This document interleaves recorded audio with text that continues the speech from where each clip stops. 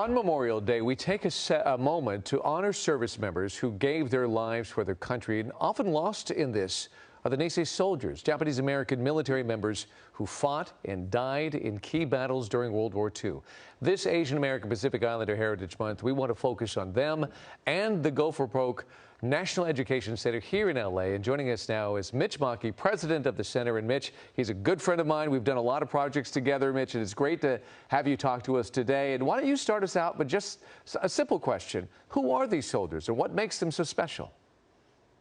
Well, first of all, David, thank you for having me here, and thank you for acknowledging the service of these Japanese-American soldiers during World War II.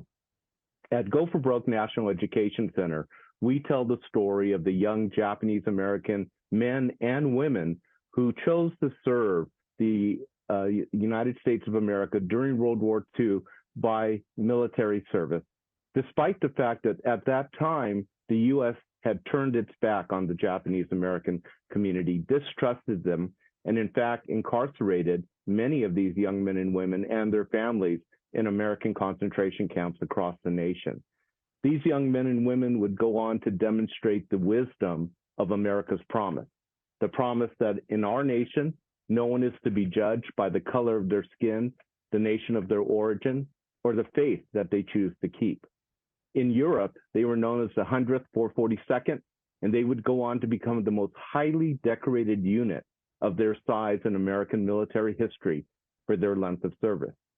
And in the Pacific, Japanese-American soldiers served in the military intelligence service, and they were credited with helping to end the war several years earlier than otherwise would have happened through their work as intelligence specialists, interrogators, and translators.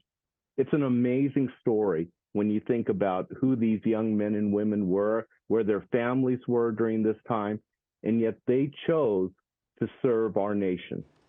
Beautifully put, Mitch. But what is frustrating about this is that this chapter is largely ignored in our history books. I'm sure you're frustrated about that. And what can be done about it? Well, certainly here on the West Coast, we know a little bit about it. In Hawaii, they know the story pretty well. But you're right, David. In the Midwest and on the East Coast, this story is largely untold and unknown. And so at Go for Broke National Education Center, we have a traveling exhibit that travels the nation telling this story. We also have our permanent exhibit in downtown Los Angeles in the Little Tokyo area. But more needs to be done in terms of different media productions, social media that can continue to tell this story of how the sons and daughters of immigrants chose to demonstrate what true Americanism is. Right.